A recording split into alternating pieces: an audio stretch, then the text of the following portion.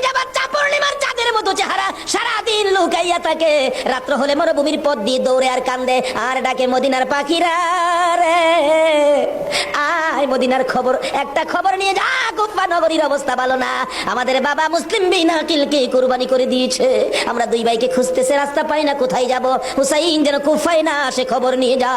এভাবে একদিন এক রাত, দুই দিন দুই রাত, 3 দিন পার হইয়া 3 রাত্রের বেলা দুইটা ভাই একটা খেজুরের বাগানের মধ্যে বসেছিল, রাত্রে দৌড়াবে মদিনায় যাবে, কিন্তু পেটের খিদা, পানির পিপাসা, আর হাঁটতে পারে না। ছোট ভাইটা বড় ভাইয়ের গলায় ধরে কাঁদতেছে, ভাই কলিজা শুকাইয়া গেছে রে, একটা কাজ সামনে যাইতে পারবো না। দুইজন গলাগুলি করে খেজুরের বাগানের মাঝখানে ঘুমিয়ে গেছে। এই খেজুরের বাগানের মালিকের নাম ছিল হারেস। হারেস নিজে ও তরবারি লইয়া ঘুরতেছে। সকালবেলা হারেসের বিবি যাই বাগান দেখবে, যাইয়া দেখে বাগানের মাঝখানে সাপ বিচ্ছুর ভয় থাকে, কিন্তু এই ভয়ের মাঝখানে দুইটা পূর্ণিমার চাঁদের মধ্যে